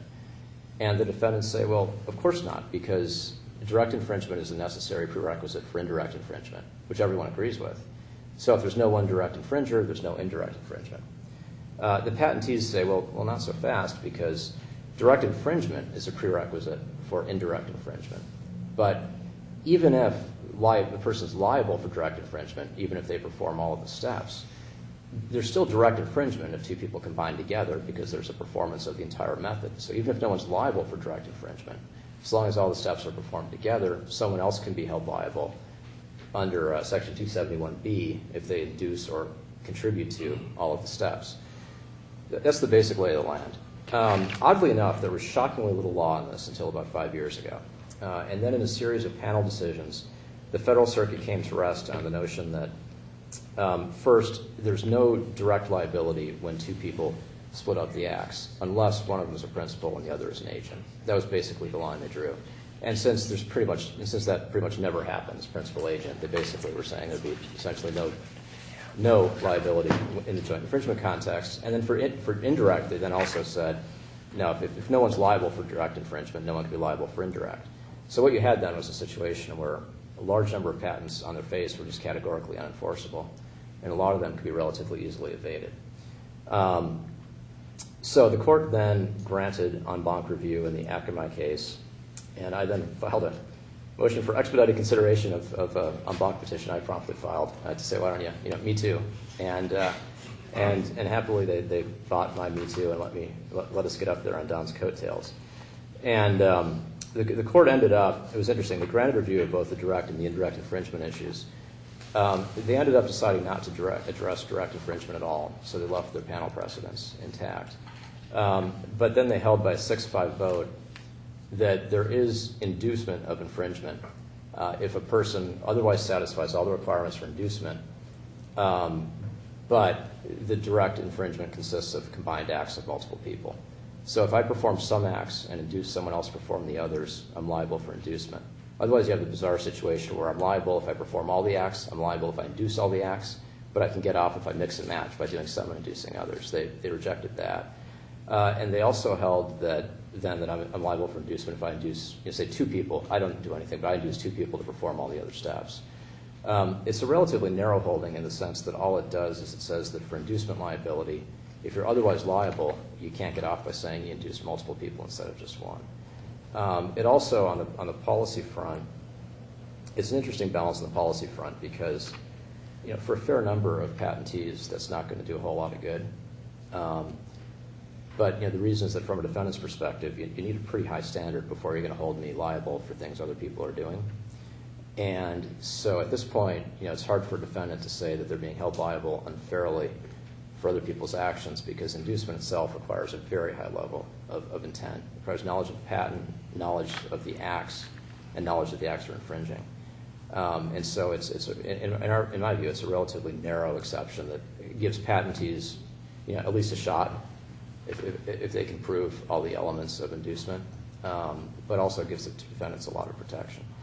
The next step then is going to be going to the Supreme Court. It's presumed that the defendants in both cases will likely file cert petitions asking the Supreme Court to review the inducement holding. When they do that, it's likely, I think, that the patentees will first oppose cert on the ground that the inducement holding is correct and not a big deal and nothing to worry about. But then we'll also argue as an alternative ground for affirmance that even if the Federal Circuit was wrong about that inducement holding, the Supreme Court should still agree with us on direct infringement, and the direct infringement would then provide a way for the plaintiffs to win. So that it's likely the Supreme Court will either take up none of the issues or both of them. And just say just a wee bit about the merits. The inducement issues, it's kind of straightforward. I mean, there's no policy reason not to say that inducement can apply in this situation. And the Supreme Court created the doctrine of indirect infringement for the purpose of filling gaps that would otherwise be unfair, which seems to fit this situation perfectly. On the other side's argument is the straightforward legal one that you need direct infringement for indirect infringement. And if no one's liable for direct infringement, they say it seems odd to say that there was direct infringement. On the direct infringement, it's a little more complicated because everyone agrees that if I do half the steps, Don does the other half of the steps. Neither of us knows the other one's doing this. We can't. It's not reasonable to hold either of us directly liable for performing the whole thing. We don't even know what the other one's doing. It also seems, though, that if we get together and say, hey, you perform the first half, I'll perform the second half, and we'll market it as a joint product, that surely we ought to be held liable then. But again, the Federal Circuit's actually held there's no liability in that context under the Golden Hour decision, which Judge Steik wrote and got really tired of hearing about during the en banc argument. So the question then becomes a line drawing one of where do you draw the line? The Federal Circuit, by drawing it only at the principal agent distinction, pretty much said it would never apply. I mentioned before, I think patent lawyers tend to reinvent the wheel more often than necessary and would benefit from looking at how generalist judges have solved the same or closely similar problems in other areas of law. That's the way we briefed this at the panel stage and then at the en banc stage. And Don did as well, is to say, okay, let's go back and figure out under the common law of torts when people's conduct, when one person would be liable when they did something in combination with someone else, because this has come up for centuries in lots of areas of law. And I'm not aware of any area of law other than patent law where me and someone else getting together and say, hey, let's do this together, would be a defense to liability. Right. Normally, it creates an additional basis for liability, which is called conspiracy, but it doesn't normally get you off of anything outside of patent law. And basically, there are 3 common law tests that seem relevant here. Your yellow light is on. Excellent, because I was getting a little hoarse. The three tests are: first, if one person basically does some conduct and causes another person to do the other conduct, they're liable because they caused it. The second test is if two people knowingly combine their actions. The classic example is nuisance, where if I dump some stuff on one side of a river, you dump some stuff on the other side of the river. Individually, neither would be enough to matter. There'd be no tort, but together there is. If we know it, we're responsible. And then the third is basically deals with agreements, where people get together to agree. And so those are the lines that have been drawn, or that we proposed, but that the Federal Circuit didn't get to. All right. I'm going to start with my yellow light on because I want to make sure there's time to hear from you all and to get your questions. I love the theme of this panel, right? What are the cases to watch in the Supreme Court and in the Federal Circuit this coming year? And I agree with all of the things we've heard so far. Watch what's going on in the ITC this year. This is a time of great intellectual ferment at the ITC. Keep an eye on what's going on there. They're doing very important work there. Watch Akamai, watch the Nike case, watch CLS Bank, watch R.J. Reynolds. What else did we talk about? Watch Retractable, watch Dow. But I'm going to add one more case to the list. And it may be one of the first, other than Nike, to be heard in this town. So skip class one day and go, not your class, another one's class. And on the day that the Federal Circuit hears argument, it's not scheduled yet, so you don't know which class you're going to skip. But the day they hear oral argument in Apple versus Motorola. And I'm telling you that's one of the cases to watch this year, not because of what the outcome might be. Let me be very clear about that. I am affirmatively not taking sides in this case, in spite of the fact that I work at a particular company. My company's not taking sides in this case. The reason the case is interesting is not because of who might win. The reason the case is interesting is because of it's an appeal, a cross appeal, from a very thoughtful and provocative decision from Judge Posner, sitting by designation in the Northern District of Illinois. And he sets out a framework for how to evaluate patent remedies.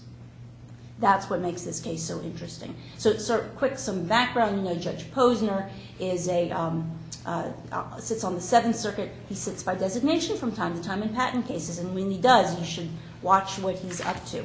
So he presided over the Apple versus Motorola case. This June, right when the case was about to go to trial, he issued a very important order in late June that dismissed the case.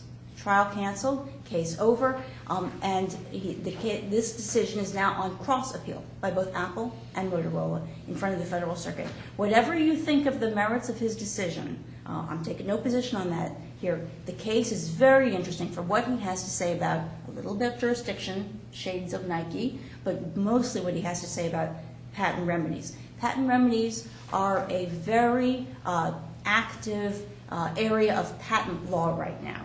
As Commissioner Aronoff pointed out, the ITC quite laudably has been asking for public comment on how the ITC should consider the public interest when it grants exclusion orders, which are tantamount to injunctive relief, an important patent remedy. Congress has been inviting testimony from the federal antitrust agencies, and from private parties on what are the proper remedies, both at the ITC and in private cases. The Federal Circuit has been issuing a series over the past sort of 3 or 4 years, a series of very significant decisions on how to carefully and accurately calculate damages. The last one in that series, Laser Dynamics, just came out a couple of weeks ago, and it's yet another bit of evidence that the Federal Circuit is taking damages calculations seriously. So I think Judge Posner's decision comes at a very auspicious time. This might be, that's what makes this case, I think, one of the cases to watch at the Federal Circuit this year. I mean, think about what Judge Posner says in his June decision dismissing the case on the eve of trial. On damages, he says, the infringer's cost saving. What's the appropriate measure of damages? He says the infringer's cost savings from practicing the patent invention without authorization. That's one of the ways he formulates what the right test for damages is. That's that's nearly identical or a very close restatement of what the Federal Trade Commission laid out as the test for damages in its 2011 report on patent law. Why did the Federal Trade Commission, a federal antitrust agency, issue a report about patent law? That's a question for another day when I don't have a yellow light. But as an alum of the Federal Trade Commission, I will explain and defend that decision. In any event, so what Posner had to say there about damages comes very close to what the Federal Trade Commission had to say about damages.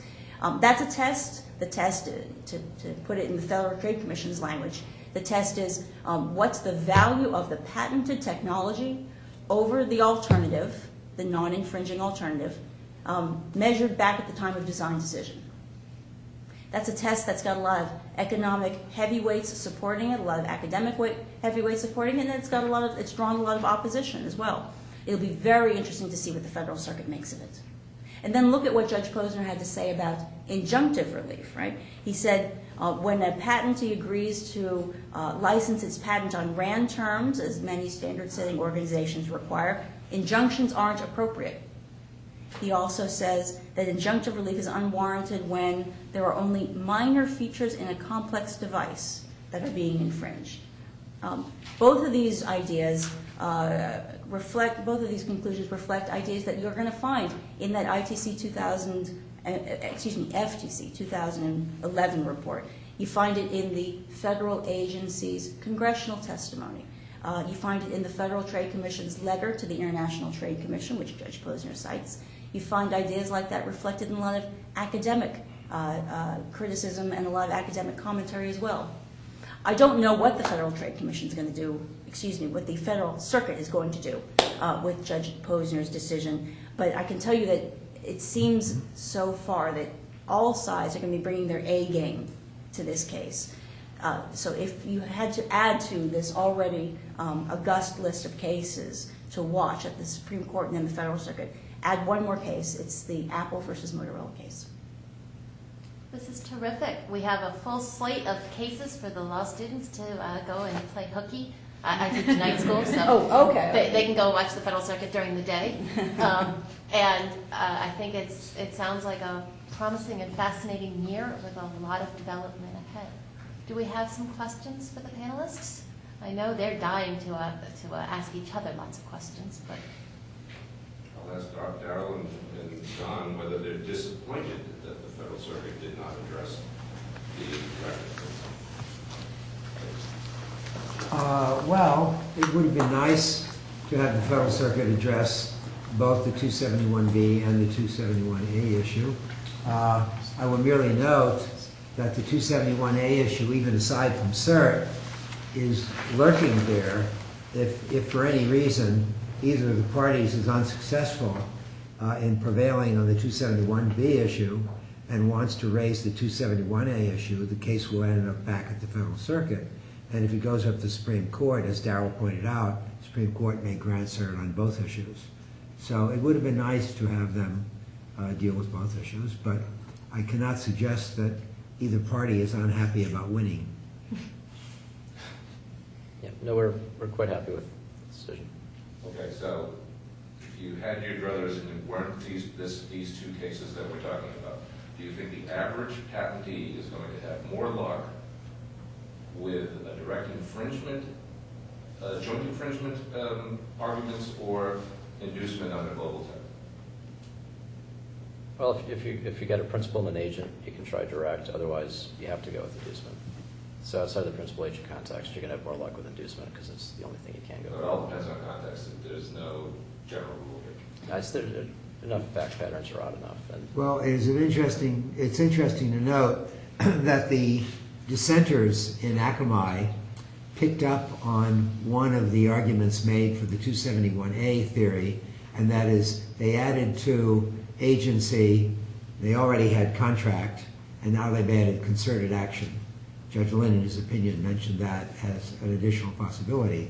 But the issue in an inducement is you've got to show intent, and you've got to show knowledge of the patent and knowledge of the infringement, whatever that means. So it's, I think Darrell's right, it's a more limited test than the 271A test. I think the powerful thing about as a policy matter, this argument about 271B, and this is just little old me talking, is the idea that for induced infringement, if you are encouraging and persuading some other person to commit and carry out all 10 steps of a method claim, then you will be liable for inducing infringement under 271B. But what happens if you perform half of the steps of that 10-step method claim and then you induce a second person to perform the remaining steps? In some ways, it seems like you should be at least as liable for some kind of infringement as you were the first time around, right? But that's the debate here with this case, which at least the majority of the Federal Circuit said, yes, in both situations you're liable under 271B. I guess the one question I have for Don and Darrell is, I'm guessing most patent lawyers, or at least many patent lawyers, assumed that the origins of induced infringement and direct infringement was this notion of transferring liability from the direct infringer to some other party, maybe because for whatever practical reason it was very difficult to get to the direct infringer or the direct infringers, and so you should be able to get at these other parties who somehow caused the direct infringement to occur. And it seems like for many of these patent lawyers, that premise has now been kind of taken away by this decision. Is that fair to say? Well, it certainly is true that one of the reasons, the question is, are you going after the deep pockets person or are you going after somebody who doesn't have as deep pockets? So certainly that was one reason. But there has been a problem. There are certain inventions that are interactive inventions where the invention contemplates, even aside from dividing things up, the invention contemplates that there will be multiple actors. And the view, keeping in mind that I'm an advocate here, and like Darrell, I'm being paid by one of the parties, the theory is that you should be able to claim these inventions as they are intended to be used.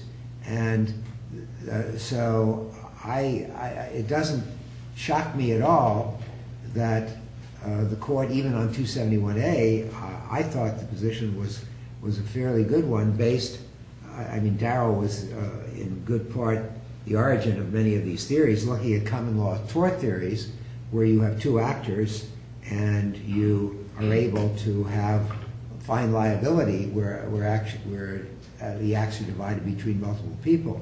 The big concern was that an innocent actor might be held liable, that you have two people, one person putting 9/10 of what's going on into play, and then one person innocently completing the last step, and the question is, are you going to find that person completing the last step liable? And we had an answer to that in our 271A briefing, and that was that under common law principles, if that party did not know that its step in combination with other steps completed a full body of steps, even though the party didn't know about the patent, that person would not be liable. So we covered the liability, that we had a safe harbor for the purely innocent actor, and the party that combined its steps that knew what the total steps were, that party would be liable, as long as it knew that its steps in combination with other steps had completed a total body of steps, which in fact ended up being covered by a claim. So I think the innocent infringer concern is an exaggerated concern, whatever theory you have, whether it's 271B or 271A. I've got at least two more questions right now. I've got Antigone and then Mr. Kane. So, Antigone? So again, getting back to Akamai, because I hate to keep harping on that case, but one thing that was interesting is it seems like both the majority and the dissent we're trying to take an originalism approach to analyzing the statute to defend their position. And it seemed like they were picking and choosing pieces of legislative history as well as congressional testimony in order to do so. I'm curious about your reaction on that effort and whether you thought that really led them to a decision in a way that really shut the other view down. You want to come on it? I guess I would certainly agree that the dissent seemed to, be good at quoting half the story. In terms of, the majority and where they were coming from, it's actually, as you dig back, this also answers Ray's question in terms of originally where did this all come from. The Supreme Court developed the doctrine initially for equitable reasons in situations where it would be impractical to get any other remedy. There ought to be some remedy. And that seems to fit this to a T, because if people can organize, if the direct actors can organize their conduct to avoid direct liability, then that seems to be exactly the type of equitable circumstance that the Supreme Court created indirect infringement for. Now, when Congress later codified indirect infringement, the language that it used is plenty broad to cover that theory. It doesn't say someone has to be liable for direct infringement. And the committee reports, basically, well, there's, it's legislative history. There's something in there that, if you quote this or that, anybody can find something they'd like to quote. But, in my view, at least, the basic thrust behind the committee reports was, included quoting the Supreme Court decision saying that, this is basically a matter of law and morals. The and morals part emphasizing that this isn't a legalistic requirement. What we're trying to do here is come up with an equitable way to actually provide a remedy. And so if you look at how the doctrine was created, the words Congress used in the statute, and also the legislative history, it all seems to me to be indicating that if there's ever an instance for the equitable doctrine of or equitable origin doctrine of indirect infringement, it's here where defendants can just could otherwise organize their own behavior to take away a remedy. Mr. King? My question is more of a broad topic and is kind of actually off topic.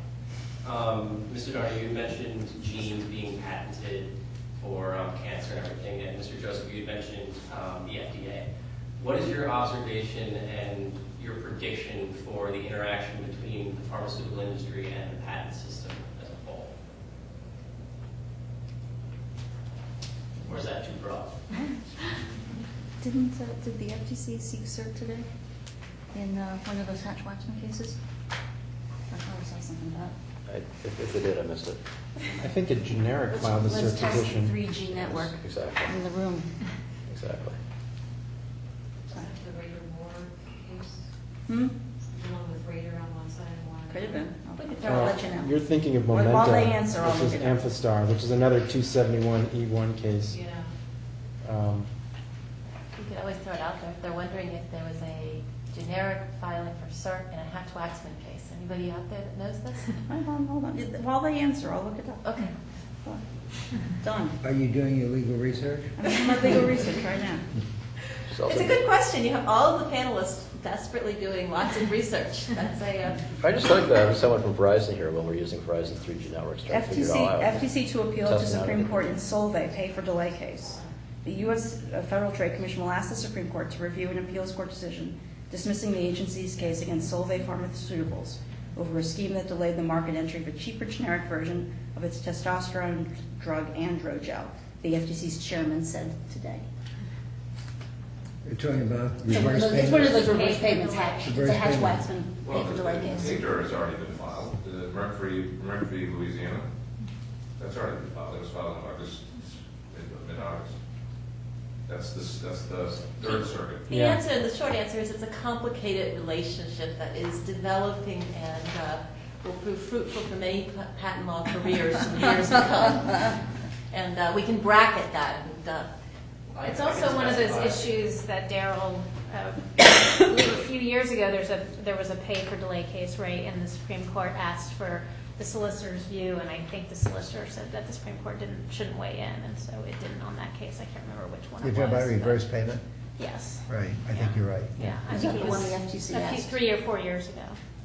At the time, there wasn't a circuit split. Now there is. Well, That may have been the tamoxifen case, was it?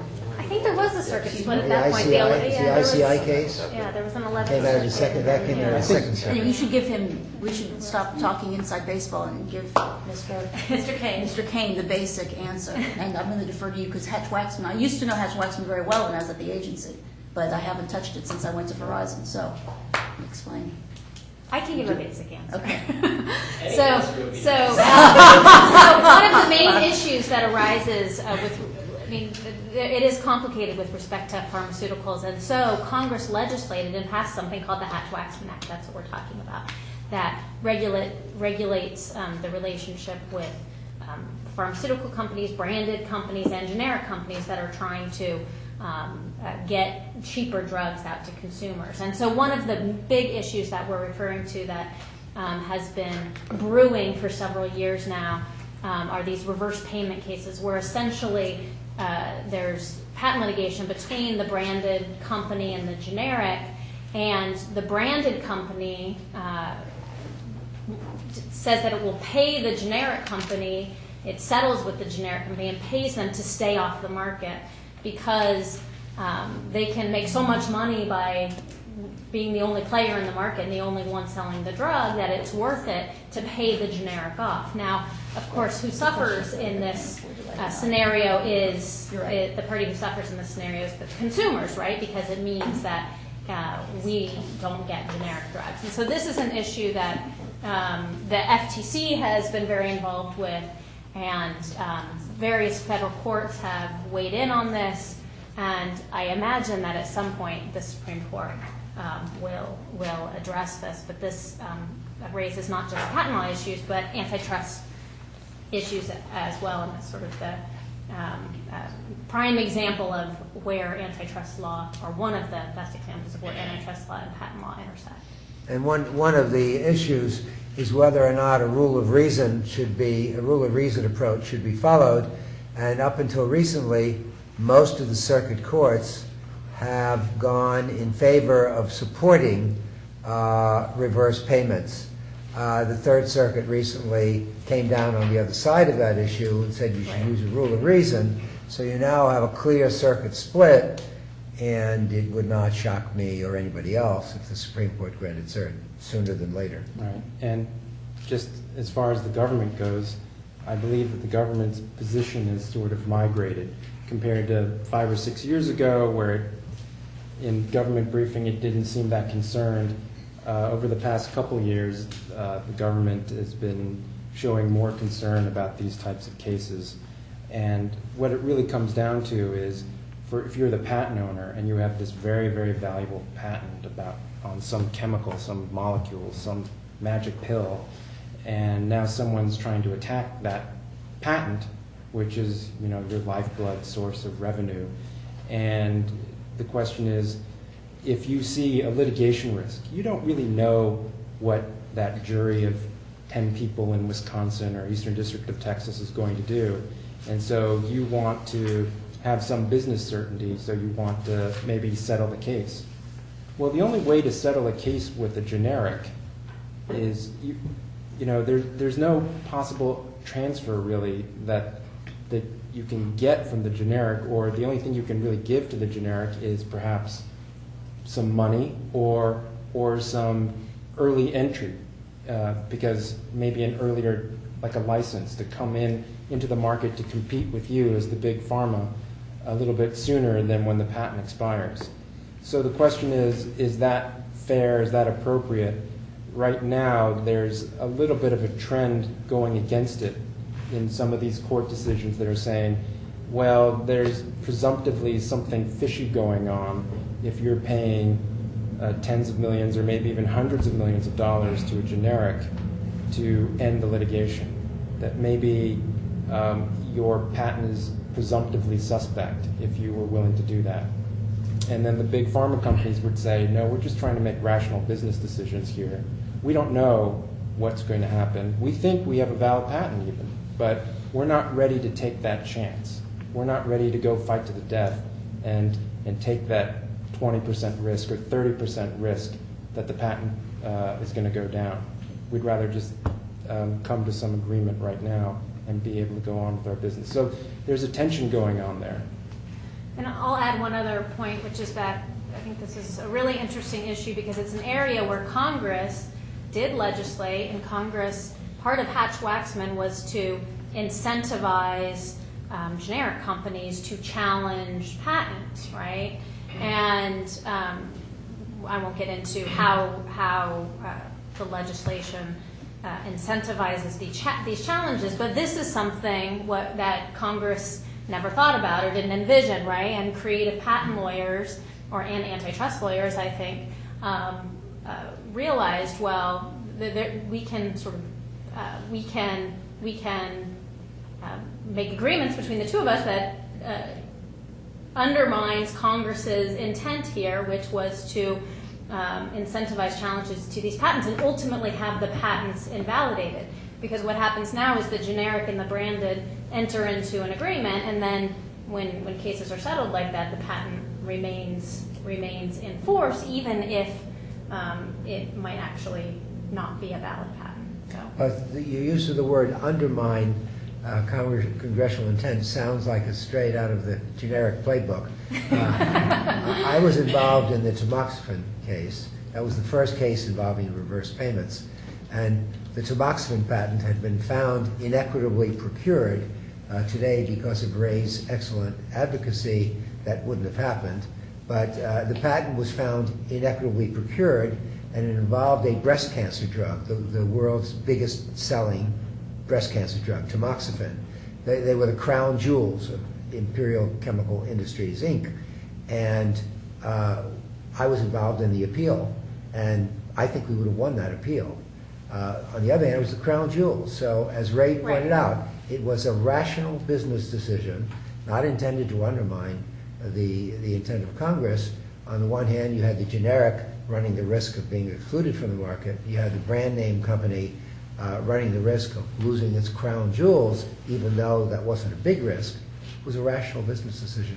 And that's that's the Second Circuit so held in the tamoxifen. Well, I think this is generally true with settlements, right? Settlements, that's at the end of the day, when patent cases are settled, I think this is true with the Judge Posner's decision too, right? That Judge Posner probably was wondering why this case wasn't settling, right? Since most patent cases settle, addressed that problem in a different way. Okay. Do we have any final questions or comments? Okay. Then I want to ask you to join us in thanking our panelists.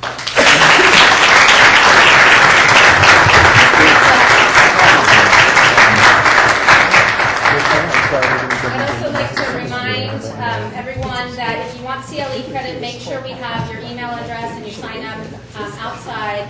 And please join us. We'll have a reception in the atrium right outside, right after the program. So thank you all for being here. And again, make the effort to seek our students out. Talk to them. Tell them what you're doing, and please share your experiences with them. Pharma, or if you know, they can get another